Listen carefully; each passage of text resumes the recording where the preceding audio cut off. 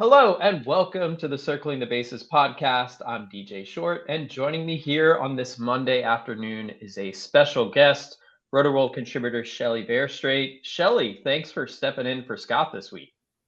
Yeah, I mean, I was glad to be called in from the bench to pinch hit on this podcast. So thanks again. This should be fun. Yeah, we're going to talk about weekend headlines, another interesting weekend of MLB action. We're also going to talk about weekend FAAB bids, all that good stuff, interesting ads being made across the fantasy landscape.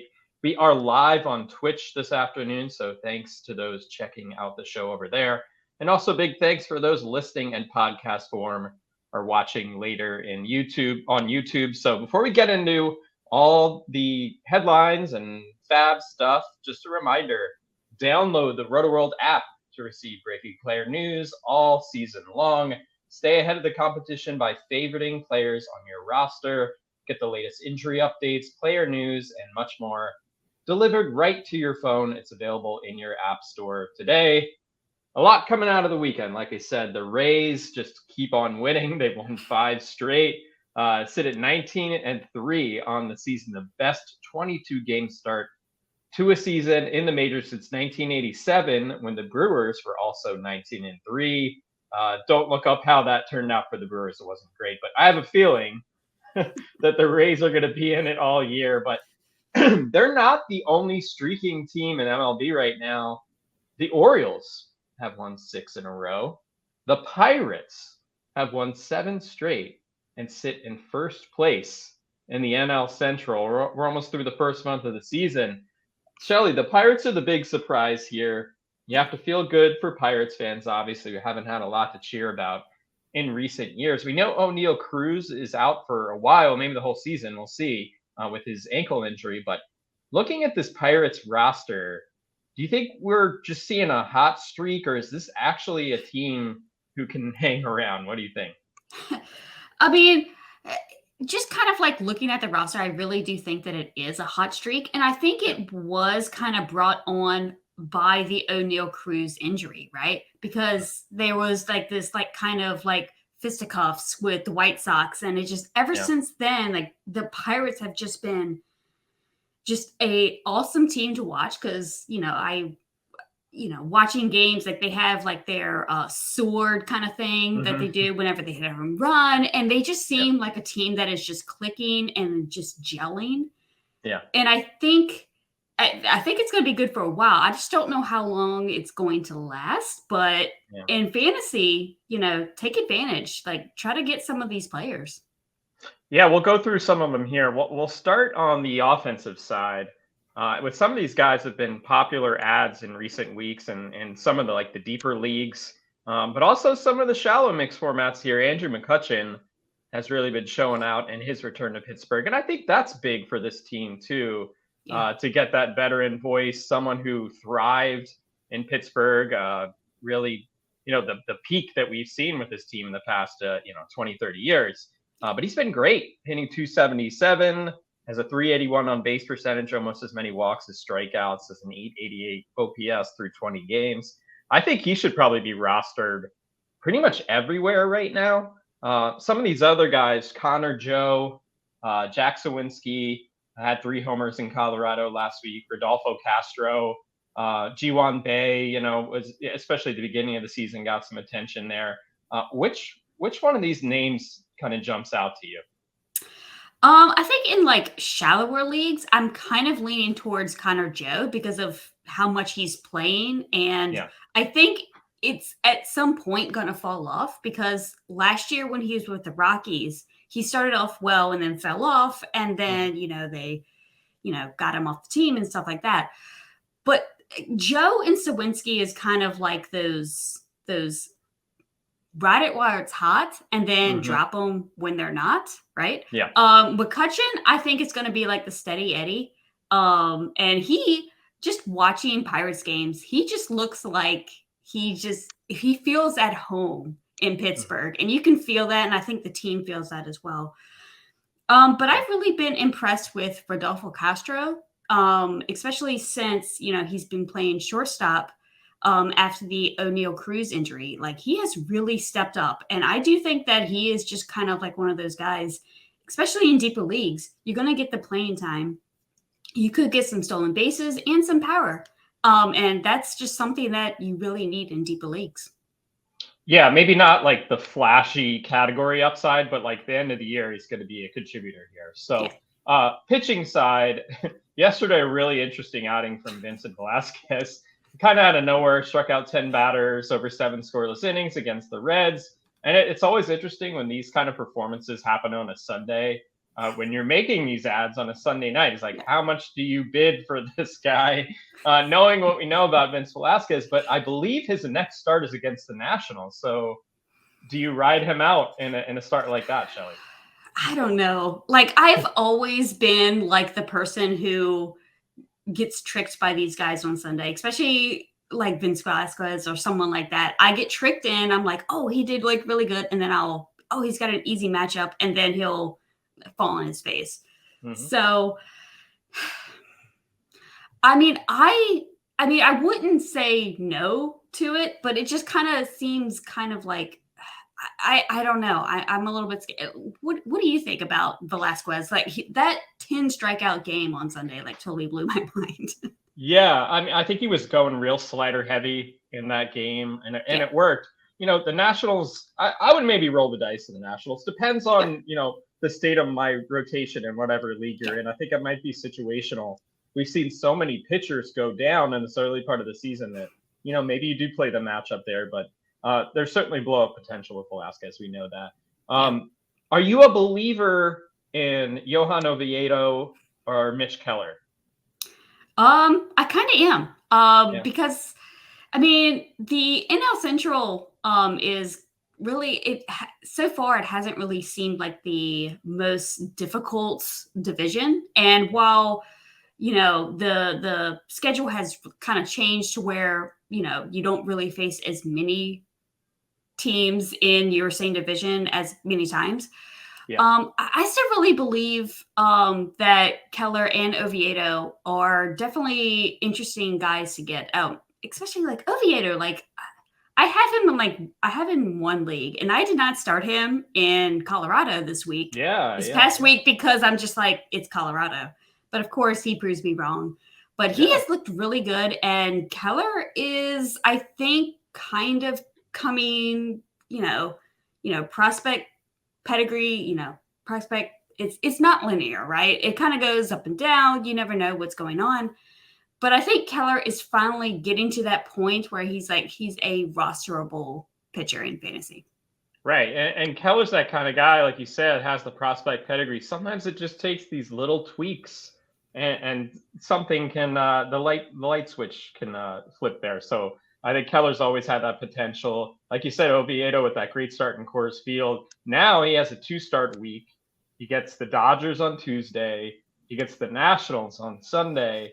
So if you're in a weekly league, it's kind of like, maybe it balances each other out. But maybe he surprises again against the Dodgers. Exactly. Who knows? But yeah, I think he's a must start this week. So Pirates fans, we got to spend a few minutes talking about you guys. That's pretty awesome to lead the show. But Shelly, I wanted to ask you about Masataka Yoshida, shifting to a different topic here. The big contract, 5 years, $90 million.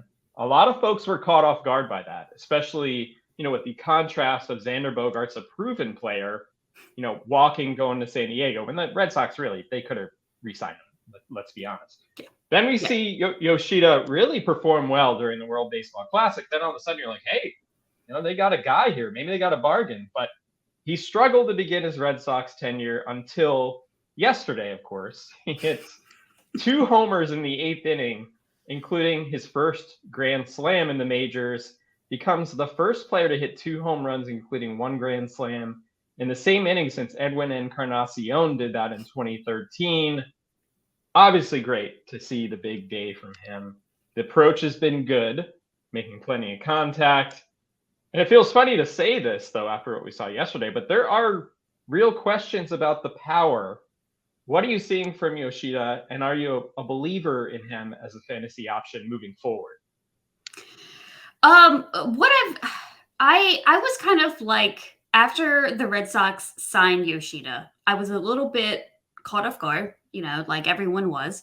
And I was a little bit hesitant to roster him in some of like my earlier drafts because I'm like, some of the Asian players who have come over have struggled in their first seasons.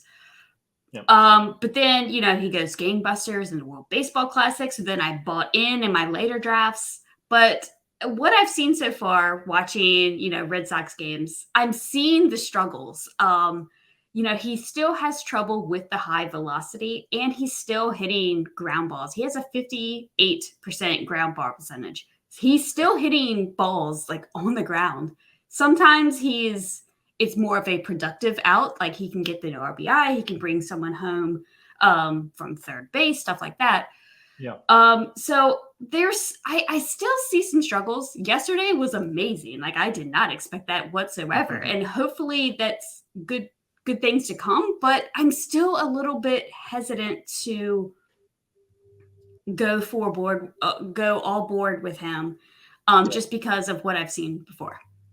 Yeah, so you said 58% ground ball rate. That's fifth highest among qualified hitters on FanGraphs. It's interesting to see the names ahead of him: Juan Soto, Jordan Walker, Gene Segura, Josh Bell.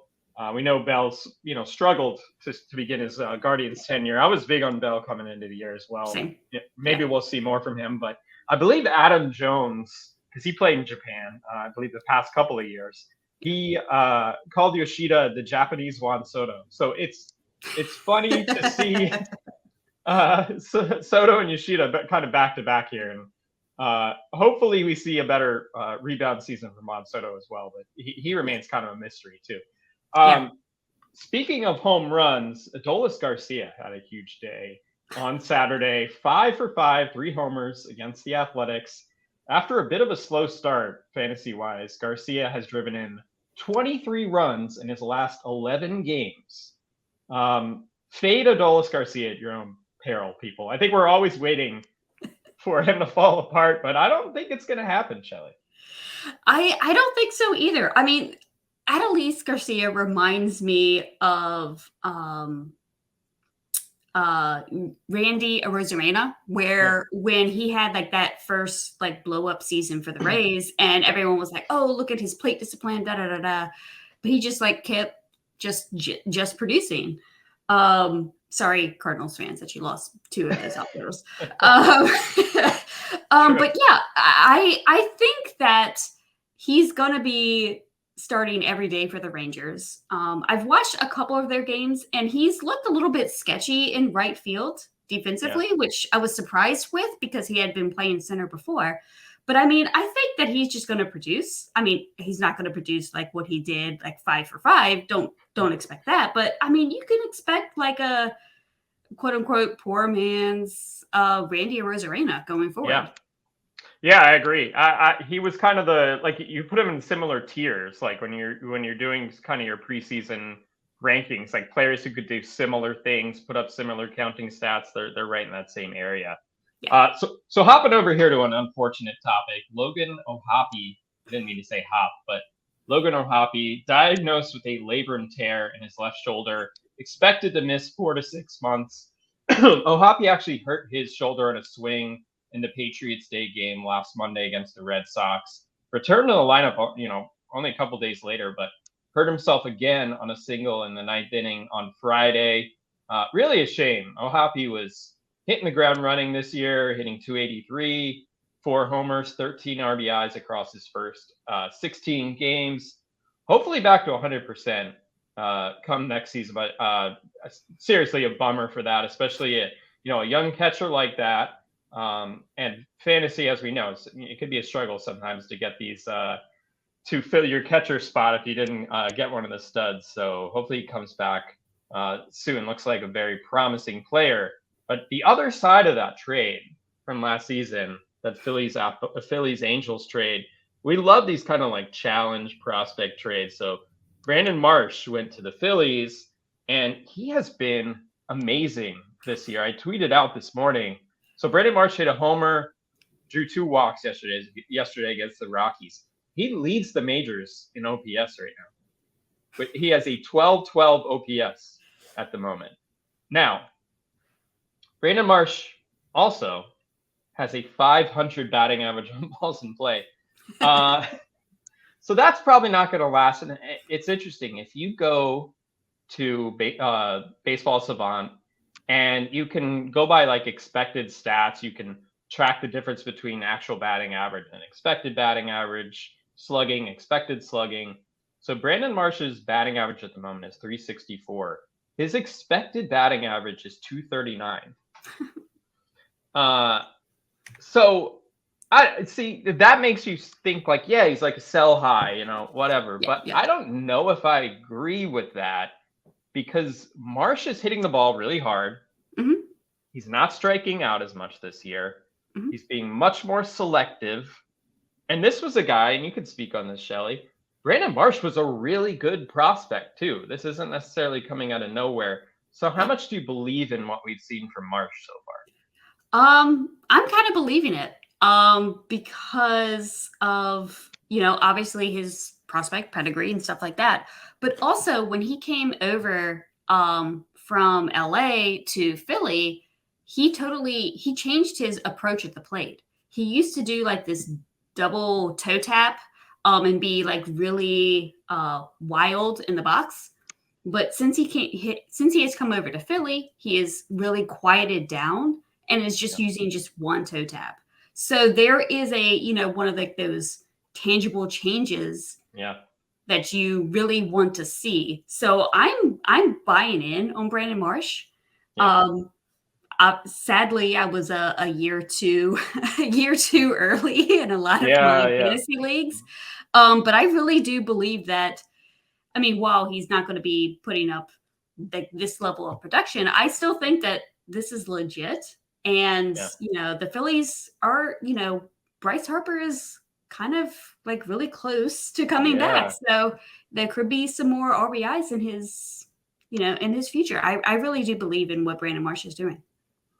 Yeah, and you look at these young hitters on the Phillies here, Marsh, but also Bryson Stott, off to a great start. Alec Boehm, I think still oozes with potential. I don't think we've seen his ceiling quite yet.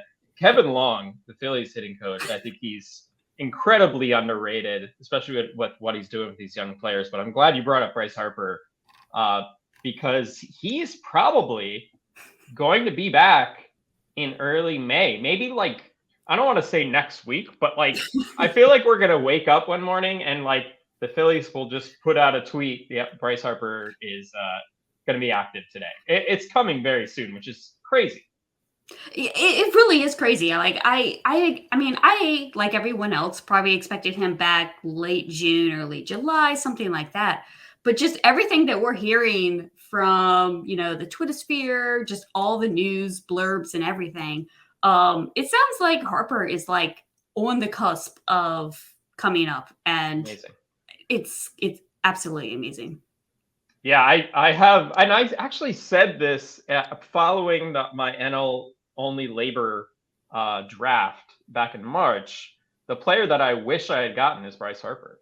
Like I said that at the time too, because like I just had a feeling like Bryce Harper is one of those guys who's just this fast healer, and I didn't believe anything about the All-Star break, and I thought that's like getting a $30 player.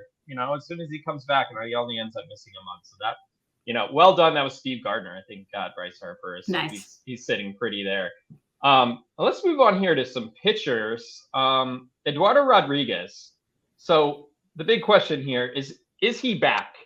He was perfect.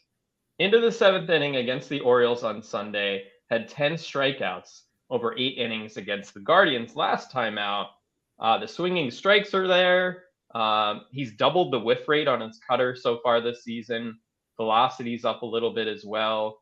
I think you have to keep rolling with Rodriguez. I think at this point probably should be rostered pretty much everywhere. Gets the Orioles and the Mets coming up. Would you start him in those games? I would. I really like what I've seen from Erod. I mean, it's kind of like the old like Boston version of Rodriguez, right? To where, I mean, maybe like the past 2 games where with all those swinging strikes, maybe you're not at that was a little bit unexpected, at least for me. But he's just like one of like those steady Eddie type of guys. And like the first 2 games of the season, he looked like not that great. And sadly, like I dropped him in a couple of leagues and then he goes on this run. So I really do think that he is back.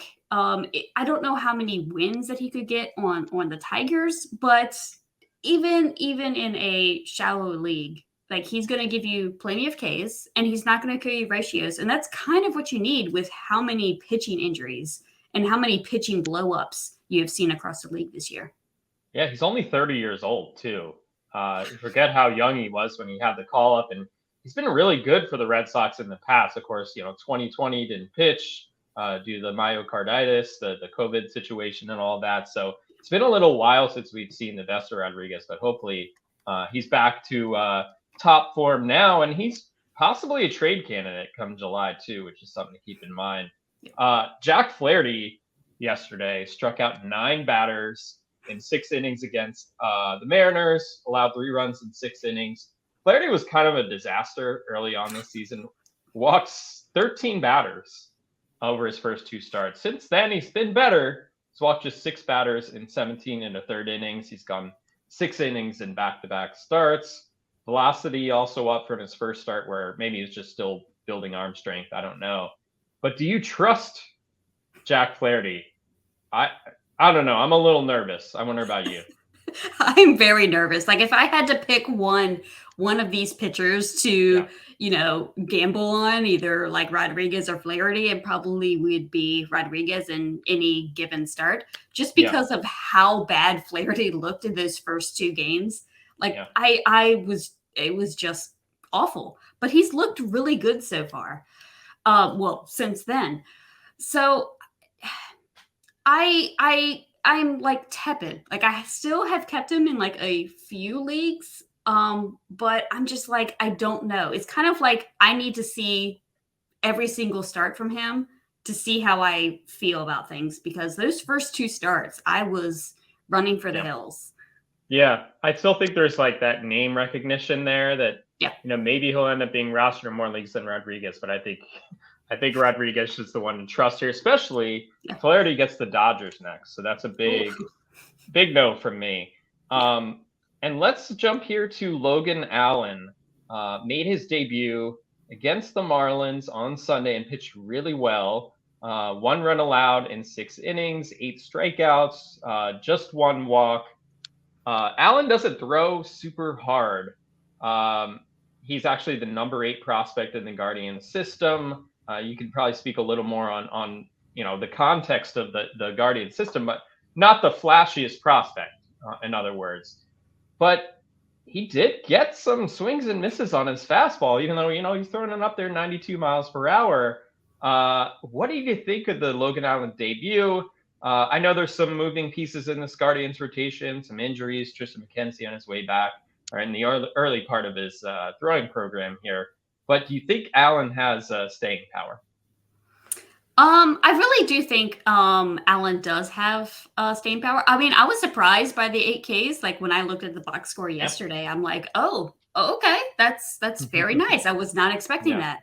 The Guardians just know pitching. Like as soon as they have like a top prospect, like top 10 pitching prospect coming up, you probably should just go ahead and take a gamble on them.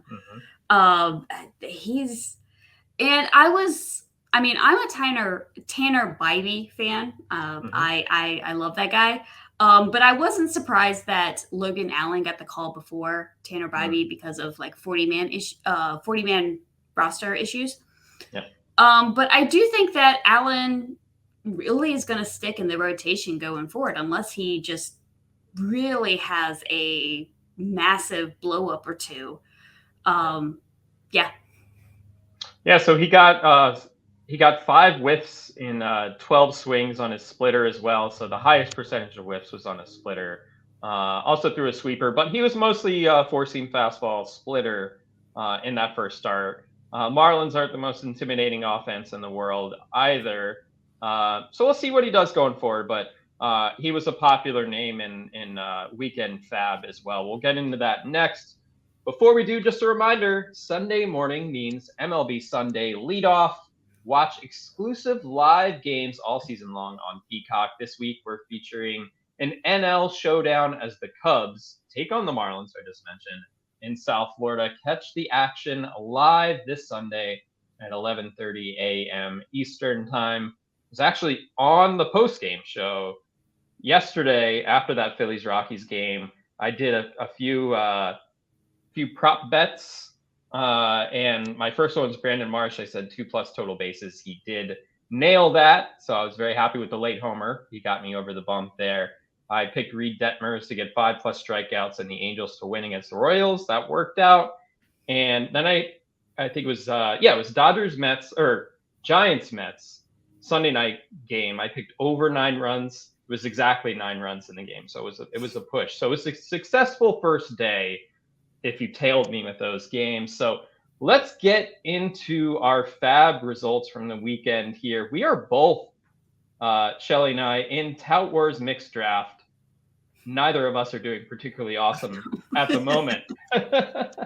But let's take a look at FAAB results there. So the most popular pickup, unless I missed it here, was actually Logan Allen. Went for 100 in our league, which, sounds about right. Usually when a top prospect pitcher comes up, it's going to be around there. I'd say 10% of your budget. So that made sense to me. We'll see if he sticks all season long. Connor Joe, who we mentioned earlier, was the second highest bid, went for 72. That kind of makes sense. I got Taylor Walls for 30, Drew Smiley for 20. I put Carlos Carrasco on the injured list. I'm not sure about Drew Smiley, but if you bring a perfect game into the 8th inning before being tackled by your catcher, I'm interested. So how do you think you did? You made some budget pickups here. If you want to make your case for the ones you got, Shelly. Yeah, I didn't. I was in on all the other guys, but I just didn't really feel comfortable with, putting all of my FAAB in because I don't know. I just wasn't really comfortable in those particular players, but I did pick up Jordan Diaz from the A's, who should be getting everyday playing time. And he's looked good so far. So went with him. And I think that was really about it that I picked up. Yeah, I got Yan Gomes too, because I thought maybe Will Smith would be active before the end of last week and I would get the weekend. He's still coming back from concussion symptoms, and he might not even be back this week. So something to keep an eye on there. So I put Gomes in as my second catcher in that one. Corey Julks went for 43. Jarren Duran went for 34. Brian Abreu with the Astros, off to a great start, went for 31. Harold Ramirez, hot hitter right now, went for 26. Not a huge week, I'd say, for FAAB in that league. Yeah. My TGFBI league, my pitching staff has been an absolute disaster. So Brandon Woodruff and Tristan McKenzie were my 1-2. So they are out right now. Jameson Taillon and Carlos Carrasco joined them on the IL last week. So I actually ended up with Mason Miller in that league. I dropped 100 on him. The runner-up went for 92. Okay. What do you think of Mason Miller, Shelly? I know we're not probably going to get big innings here, but that debut is pretty impressive. Yeah. I think that he is okay for deeper leagues. I don't know if I necessarily would roster him in shallower leagues just because you know that you're not going to get the wins or stuff like that. But you're going to get plenty of strikeouts for how many ever innings, 4 or 5 innings that he goes out. So, I mean, I like it. Yeah. Yeah, we're not going to see wins because he probably won't pitch deep enough to get a win. I don't know if the A's offense will provide anything to get a win as well, but ratio strikeouts, especially in leagues where you have an innings cap, that sort of thing. Miller makes sense. Anything from your other leagues over the weekend you thought were interesting, Shelly? Yeah, I picked up Wade Miley in some of my 15-team leagues because he has been pitching well, and I'm just like, who knows? And even if I don't use him for this week, that is reliable pitching depth that I don't have to go to the wire on Sunday to like get like the best like 2-start pitcher. And I'm also I have stashed Matt Mervis in a couple of leagues because Matt Mervis and Christopher Morel are going gangbusters for the Cubs down in AAA, Iowa. So I'm hoping that the Cubs, promote Mervis sometime soon. I mean, they're not getting a lot of production out of their first base position, even though overall their team is doing well. So I've stashed him in a couple of leagues. So Brad Boxberger was picked up in my TGFBI league. I thought it was a smart play. $13. Michael Fulmer has been a disappointment. There hasn't been many save chances for the Cubs so far, but Boxberger makes sense as a pickup. I actually like Joey Lucchesi this week. He was great against the Giants on Friday. I think he went 7 scoreless with 8 strikeouts. We're out of nowhere, obviously, but he's had some fantasy potential in the past. He's been decent in the past. Gets the Nationals this week. I think he's a good pickup, at least for this week. Justin Verlander might be back next week, like late next week, which is going to be huge. He might actually make his Mets debut in Detroit, which would be pretty interesting. Yeah. Adam Ottavino went for 27 in my TGFBI league. He's kind of been splitting save chances here with David Robertson, and I think what's been interesting to watch with Buck Showalter, like if the middle of the order is coming up in the 8th inning, Buck's going to put Robertson out there for that. He seems to be pretty flexible, and then you might see Ottavino get the 9th. So that, like, something to keep an eye on if you want to stash a potential saves, a save choice here. Like I think Ottavino makes sense because the Mets are probably going to win 90+ games. So I'd watch those kind of trends pretty carefully. A couple of quick lineup notes to finish out the show here. I already mentioned Will Smith, but Yu Darvish left his start on Sunday with a hamstring cramp, but he's expected to be good to go for his start this weekend against the Dodgers. So you should probably keep him active, even though the start maybe isn't is a little scary. Sandy Alcantara was scratched over the weekend with biceps tendonitis, which that sounded a little worrisome at first, but he's actually expected to pitch against the Braves this week. Tony Gonsolin expected to make his season debut Wednesday against the Pirates. Even though the Pirates are doing well, I think you'd probably have Gonsolin active for that one. Chris Bryant left Saturday's game with lower back pain, didn't play Sunday. They're saying it's unrelated to his back issues from last year and that he's day-to-day right now. I guess we'll have to wait and see as far as that goes. We hit on Bryce Harper closing in on a return.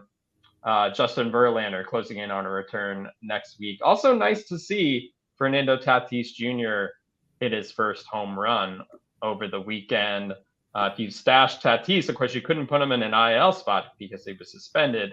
But I think that one's going to pay off too, Shelly. Yeah, I really do. And I mean, it was kind of odd that both Musgrove and Tatis come off the IL and suspended list at the same time. And then in the next week, there are 5 games. I'm just like, oh, come on. That's true. Yeah, only 5 games this week for the Padres. That's a little bit harsh. And of course, with Musgrove coming back, they're making some changes in their rotation. Yeah. So Weathers goes back to the bullpen. And Martinez too, right? Yep, both of them. So Seth Lugo remains in the rotation, Michael Wacha. But yeah, not really a week where you're going to get much out of those guys. Just one start. I know Seth Lugo's starting this week. It's been a good pickup so far. Yeah. But Shelly, this has been great. Thanks for hanging out with me, and look forward to doing it again soon. Yeah, thanks again for having me on. Thank you. Yeah, where can folks find you on Twitter? You can find me on Twitter at ShellyV_643. Awesome. Remember to subscribe to Circling the Bases wherever you get your podcasts. And if you're listening on Apple Podcasts, be sure to rate and review if you like what you're hearing. Take care, everyone. We'll see you next time.